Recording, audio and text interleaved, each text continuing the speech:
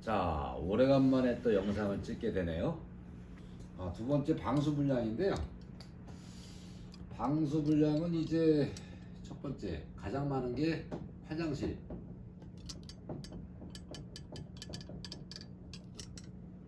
화장실 쪽에서 방수 상태가 안 좋음으로 인해 가지고 아래층으로 떨어지는 누수가 가장 많죠.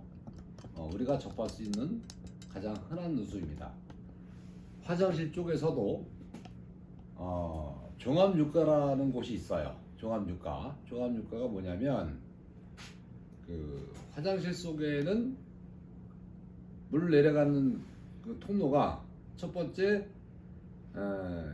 욕실 내에서 쓰는 물을 받아가지고 내려가는 통로, 그걸 종합유가라고 해요. 첫 번째가 그렇고, 두 번째는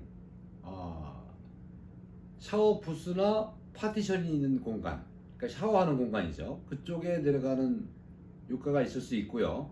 통합해서 종합유가로 내려가는 것도 있고 따로따로 되어 있는 것도 있고 여러 가지 형태로 있어요. 두 번째는 그렇고, 세 번째는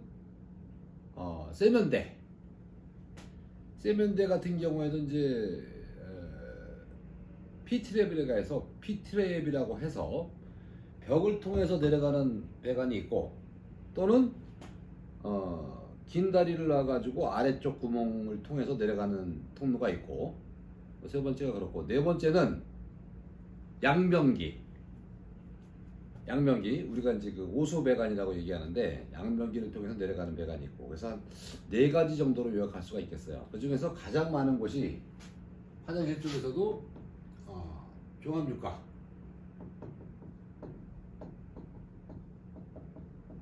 이게 가장 많다고 보시면 되고, 두 번째가 오수배관,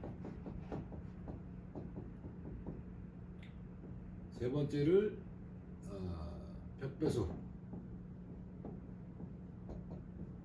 또는 바닥배수.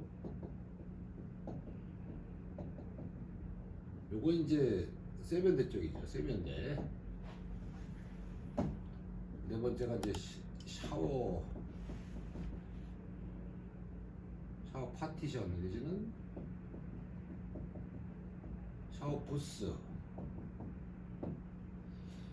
배관이 4개 정도밖에 없어요. 화장실 내에는. 가장 많은 데가 종합유가인데, 제가 타일 하시는 분들한테 누누이 강조를 드려도 그분들 아집이라는 게 있어가지고 그들 나름대로 타일 시공을 하게 됩니다. 무슨 얘기냐면, 화장실이 이렇게 있어요. 보통 이제 직사각으로 생긴 게 가장 많죠. 이게 대충 한 2200 정도 되는 공간이 많고, 이쪽에가 보통 한 1700 정도 되죠. 1700. 뭐 화장실마다 사이즈는 다 각기 다릅니다. 그러면은 이쪽에 이제 A면이라고 한다면, A면, 여기는 A면, A면을 뭐라고 표현하느냐면 유리 거울 있는 공간. 유리가 아니고 거울이죠. 거울 달리는 쪽을 통상적으로 A면이라고 표기를 합니다. A면 쪽에 세면기가 양변기가 보통 여기 달려 있고, 양변기, 그 다음에 세면기, 그 다음에 여기 샤워 공간. 일반적으로 대부분 이렇게 생겼어요. 그러면 종합유가가 어느 정도에 형성이 되느냐? 보통 이 정도쯤이면은 종합유가가 설치가 돼요. 종합유가. 그래서 타일 시공을 할 때 벽을 붙이고 나서 바닥 시공을 하는데, 먼저 슬라브 위에다가 방수를 먼저 하죠. 먼저 방수층 아래에 수도 배관이 설치가 되겠죠. 그 위에 수도 배관 그 위층에 방수층이 형성이 됩니다. 방수층 위에 타일 업자분들께서 얘기하는 쭈꾸미, 그러니까 쭈꾸미가 뭐냐면 물 구배를 잡는 거를 쭈꾸미 잡는다라고 표현을 하더라고요.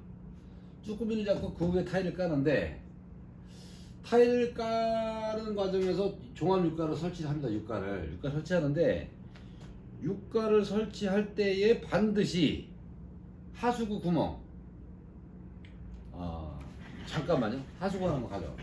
내가 육가하고.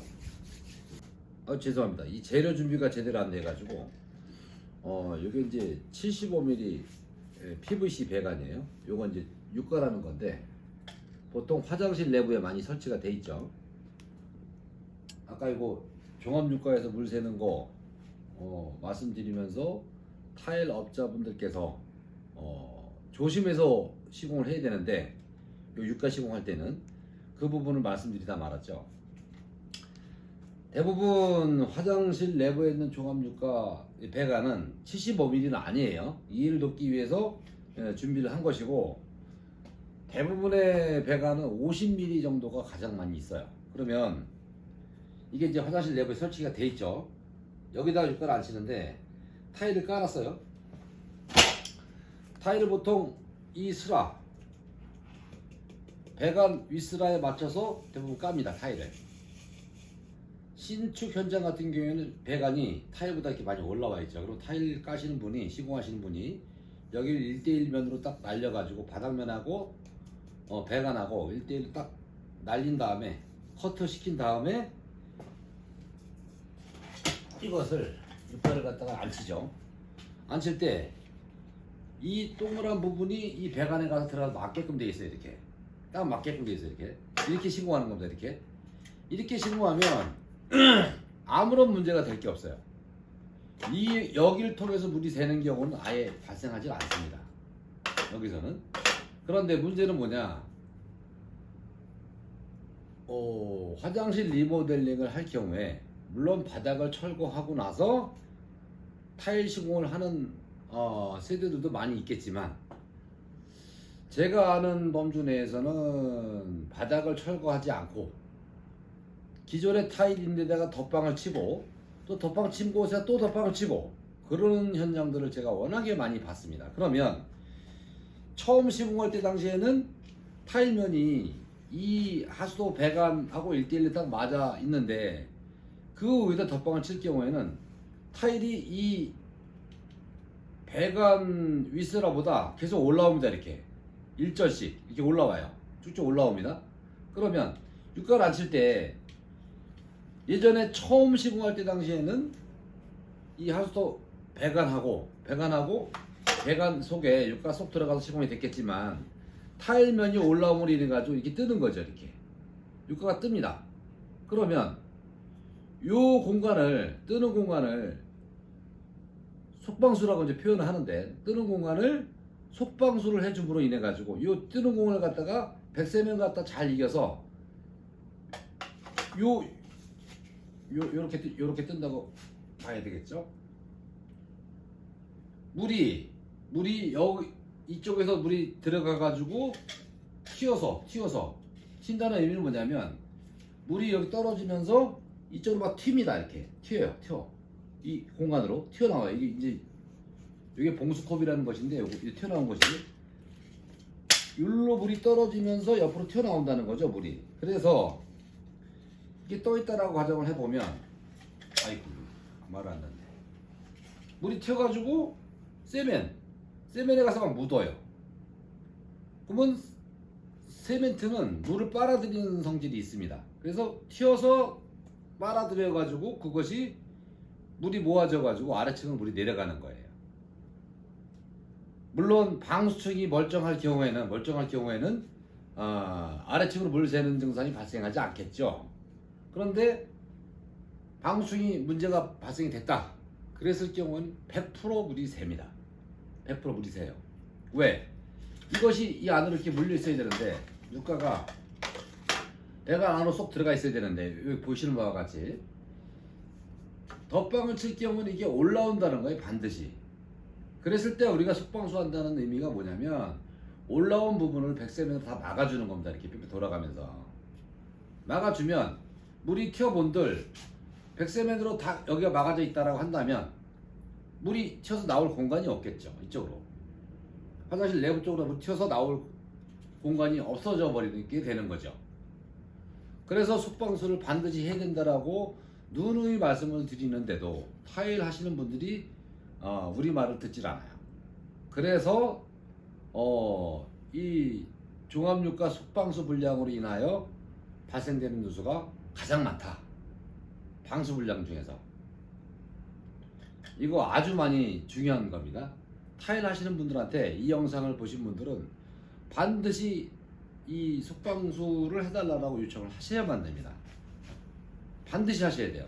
화장실 방수 불량 쪽에서 가장 많이 발생하는 곳이 이 종합유가 쪽이더라. 첫 번째가 그렇고요. 화장실 방수 불량 쪽에서 두 번째는 이제 오수배관. 종합유가 쪽 속방수를 하는 것이 상당히 중요하다고 한다면 이 오수배관도 마찬가지입니다. 오수배관은 통상적으로 100mm PVC 파이프로 되어 있어요. 100mm PVC 파이프에 이게 이제 프렌즈라는 것인데 이건 100mm짜리지만 이건 75mm짜리인데 이게 이 안에 가서 딱 막 들어가서 맞게끔 되어 있어요. 이 프렌지 이 부분이 이 안에 들어가 딱 맞았을 경우에는 아무런 문제가 안 됩니다. 그런데 안 맞는 경우들도 많이 있을 뿐더러 이 양변기를 안 치는 과정에서 바킹이 여기에 가서 동그랗게 딱 정확하게 물려야 돼요. 이렇게. 그래서 양변기에서 내려온 물이 여기를 통해서 이게 내려가게 되는 건데 이 바킹이 온전하게만 제대로 여기 위치에 있고 양변기가 제대로 정확하게 딱 꽂혀 있다라고 한다면 물 셀 일이 없겠죠. 왜? 바킹이 완벽하게 내려오는 물을 잡아주고 거기에다가 요것이 이 후렌지 아랫부분이 이 배관 이거는 이제 75mm짜리고 100mm짜리는 이 후렌지 아랫부분이 이 아래가 딱 정확하게 물립니다. 정확하게 내려가서 물린다라고 한다면 물이 셀 곳이 없어요. 그런데 일을 진행하다 보면 이게 잘못 물리는 부분들이 있어요. 양변기를 안 치다가 양변기가 좀 뚝딱하게 됐다든지 쓰는 과정에서 흔들렸다든지 여러 가지 이유가 있겠죠. 그래서 양변기에서 내려온 물이 온전하게 이곳을 통해서 내려가는 것이 아니고 이 주위로 다 좀 새 나오는 경우들이 꽤 많이 발생을 하더라고요. 그러면 물이 좀 나왔다라고 가정을 해보자 이거죠. 그랬을 때 이 배관 주위에 속방수가 깔끔하게 돼 있다라고 한다면 여기를 통해서 배관이 아닌 이 주위를 통해서 물이 내려가는 경우는 없을 겁니다 아마도. 그런데 양변기를 뜯어내고 살펴보게 되면 이 안에 백세면으로 깔끔하게 처리가 돼 있어야 되는 부분인데 그게 안 돼 있는 게 너무나 많더라 이거죠. 그랬을 경우에 이 오수배관 쪽에서 누수가 발생하더라. 그거는 이제 우리가 어떻게 식별을 하느냐면 아래층에 가서 화장실 천정 점검구를 열고 부속 쪽에서 누수가 발생한 것이냐 아니면 이 PVC 배관하고 배관 물려있는 천장에 물려있는 콘크리트가 이렇게 있겠죠. 슬라브층하고 이 배관하고 사이에서 물이 나오느냐 그에 따라서 오수배관 쪽 방수 불량이냐 아니면 하수도 DRF 부속 누수냐를 판단하게 됩니다. 그런데 물론 DRF 부속 쪽에서 누수가 발생하는 경우들도 많이 있지만 이 PVC 배관하고 콘크리트하고 사이에서 누수가 발생하는 경우도 상당히 많더라 이거예요. 그랬을 경우에는 위에서 양변기를 시공할 때 당시에 속방수를 제대로 진행하지 않았다. 아주 이것 또한 상당히 중요한 겁니다. 그래서 양변기를 시공할 때 같은 경우에도 반드시 속방수를 잘 진행해 줘야만 된다. 세 번째는 이죠 벽배수 바닥배수. 그쪽은 뭐 첫 번째나 두 번째 조항보다는 많지 않기는 해요. 적기는 해요. 여기는 이제 어떨 때 누수가 많이 발생하냐면 이게 이제 벽배수 전용인 것 같아요. 이건 벽배수 전용. 물 내려오는 걸 담아가지고 여기에서 벽배수로 들어가는 건데 저기다 이렇게 꽂는 거예요. 근데 이게 이제 기존에 설치되어 있는 거예요. 이게 기존에 여기 이제 크림 나오는 거에 설치되어 있는 건데 저 같은 경우에는 이거를 빼버리는 경우도 있고 여기다 덧방을 해가지고 이 부들부들한 고무 바킹을 끼워서 실리콘 처리를 한 다음에 여기다 박아주면 끼워주면 제대로 유격만 생기지 않는다고 한다면 물이 셀 가능성이 거의 없겠죠. 그런데 여기 시공이 잘못되므로 인해 가지고 이 벽배수 쪽에서 벽배수나 바닥배수 쪽에서 물 새는 경우들이 있더라. 세 번째로 더 많은 경우고요. 샤워 파티션 쪽에 있는 유가도 마찬가지입니다. 첫 번째하고 마찬가지예요. 여기에도 이제 종합 유가 플러스 샤워 부스 안쪽에 유가가 설치되는 경우가 있는데 여기에도 속방수를 잘 진행해 줘야 된다는 거. 그래서 화장실 방수 분량은 이 네 가지 정도로 요약할 수 있겠습니다. 줄눈. 아, 그렇지. 줄눈도 있죠. 줄눈. 다섯 번째가 줄눈. 줄눈은 뭐냐면 타일이 이런 식으로 타일이 시공이 되는데 타일하고 타일 사이에 줄눈이라는 걸 집어넣습니다. 줄눈. 하얀 것도 있고 회색깔도 있고 뭐 몇 가지 종류가 있죠. 검은 것도 있고 줄눈을 이렇게 줄눈을 이렇게 시공을 하는데 사용을 하는 중에 줄눈이 떨어지는 경우들이 발생을 해요. 줄눈이. 그러면 이 줄눈도 물이 아래쪽으로 내려가지 않게끔 방지하는 역할을 하는데 줄눈이 떨어졌을 경우에는 물이 아래로 그대로 타일 아래쪽으로 바로 내려가겠죠. 그럼 타일 아래쪽에는 쭈꾸미층이 있어요. 쭈꾸미층 그냥 세면입니다. 그냥 날세면이에요. 대부분 그 날세면 또는 모래로다 쭈꾸미를 잡죠. 거기를 그대로 통과해서 방수층에 문제가 생겼다라고 가정하면 그 물은 반드시 아래층으로 바로 내려가게끔 돼 있어요. 그래서 이제 화장실 방수 분량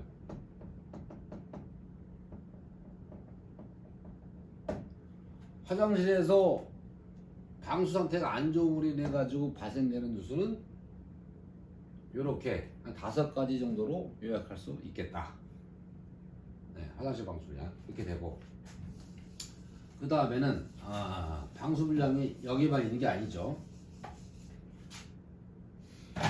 첫 번째가 화장실 방수 분량이고 두 번째가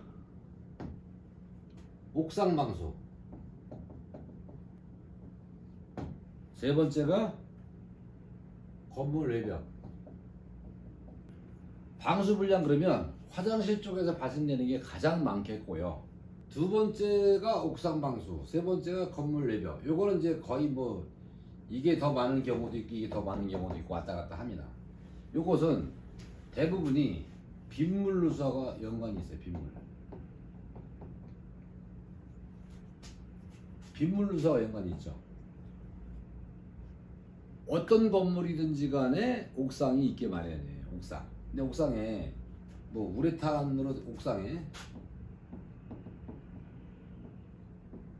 우레탄으로 시공되어 있는 경우도 있고 우레탄. 그리고 뭐 샌드위치 판넬 종류죠. 지붕. 샌드위치 판넬 종류로 시공되어 있는 경우도 있고 칼라강판. 뭐 여러 가지 형태로다가 옥상이 이제 돼 있는데 가장 많이 돼 있는 게 우레탄. 초록 색깔, 회색. 뭐 회색깔, 뭐 청색깔도 있고 여러 가지가 있는데 초록 색깔하고 회색이 가장 많죠. 우레탄이. 근데 이 우레탄이 영구적인 제품이 아닙니다. 처음 건물 지을 때 한번 시공해 놨다라고 해서 영구적으로 가는 게 아니에요. 우레탄이. 제가 우레탄 시공을 직접 진행하지는 않습니다만은 그 진행하시는 분들 말에 의하면 전문가 집단 말에 의하면 우레탄이 보통 5년에서 10년 정도 간다라고 합니다. 5년에서 10년.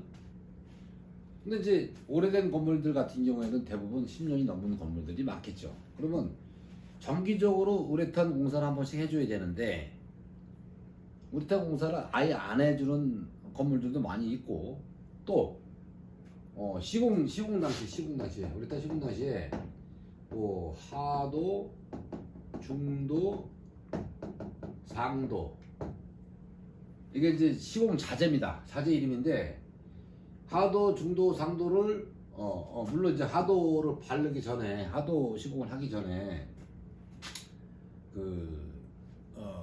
그 바닥을 갈아내는 장비가 있어요. 장비 이름이 갑자기 생각이 안 나는데 갈아내는 장비가 있어요. 잘 바닥을 갈아내고 먼지를 잘 청소를 한다, 깨끗하게 청소를 한 다음에 하도를 한두 번, 보통 2회 정도 발라주면 좋다라고 얘기들 하시더라고요. 2회 정도 시공한 다음에 중도, 상도를 제대로 시공을 해야 되는데 업자분들이 이것을 뭐 너무나 얇게 바른다든지 시공을 좀 불량하게 하는 경우들이 있는 모양이더라고요. 그러므로 인해 가지고 5년도 못 가는 것도 제가 목격을 했습니다. 5년도 안 됐는데 다시 누수가 발생하더라. 올라가 보면 콘크리트를 잘 갈아내고 나서 하도, 중도, 상도를 착실하게 잘 발랐다라고 한다면 콘크리트가 보이면 안 되는데 콘크리트가 그냥 보이는 현장들도 제가 많이 목격을 했어요. 그거 잘못 시공된 거죠. 그런 것들은 누수가 발생할 가능성이 많습니다. 1년밖에 안 됐는데도 콘크리트가 다 보여요. 이 우레탄 공사를 했음에도 불구하고 그런 거는 하자 공사가 되겠죠. 그러니까 업자 선택도 잘 하셔야 됩니다. 그 단가만 중요한 게 아니고 단가 싸다고 해서 무조건 업자 선택했다가 1년도 안 돼가지고 하자 보수도 안 해주고 계속 물이 샌다라고 한다면 헛돈을 쓰는 거가 되니까 업자 선택하는 것도 상당히 중요합니다. 누수 업자를 선택하는 것도 물론 마찬가지죠. 누수 종류는 여러 가지가 있지만 뭐 어떤 사람은 100만 원 받는 사람, 200만 원 받는 사람, 300만 원 받는 사람 여러 가지가 있어요. 뭐 그 정해진 가격이 없습니다. 근데 무조건 싼 거로만 업자 가격을 싼 거로만 선택을 했는데 그게 계속 하자가 발생해가지고 누수가 계속 발생한다라고 한다면 싼 게 비지떡이라는 말이 있겠죠. 싼 게 비지떡. 그거 안 됩니다. 네. 그리고 또 그런 사람들의 특징이 AS를 안 해줍니다. AS를 해주면 다행인데 AS를 해줄 마음이면 견적을 이렇게 싸게 넣지도 않겠죠. 당연히 자기가 예를 들어서 300만 원이 적정가인데 어느 업자가 보더라도 뭐 한 150만 원이나 200만 원 했어요. 공사를 딸 목적으로 엄청나게 싸게 공사를 한 거죠. 그럼 그 사람도 남는 게 별로 없을 겁니다. 아마도. 근데 AS 해달라 그러면 AS를 해줄 생각이 안 나겠죠. 그 업자 입장에서도. 그러니까 가격이 무조건 싼 것만 아니다. 이런 공사는. 더군다나 물을 다루는 공사만큼은 제대로 된 업자의 기준이 어딘지는 모르겠어요. 그건 이제 소비자분들께서 알아서 잘 정보 습득을 하셔가지고 업자 선택을 하는 게 맞을 것 같고, 여하튼 누수공사는 무조건 싼 것만이 능사는 아니다. 저는 그렇게 생각을 하는 주의입니다. 그래서 옥상방수는 이제 이렇게 말씀을 드렸고, 옥상방수 좀 복잡하네요. 옥상방수 이렇게 설명하면 돼요. 건물 외벽. 이 또한 아주 어려운 누수죠. 건물 외벽도 이제 종류가 창틀, 순수한 외벽 두 가지를 볼 수 있겠죠. 그런데 제 경험으로 미뤄보아 외벽에서 누수가 발생하는 경우도 많이 있지만 이 창틀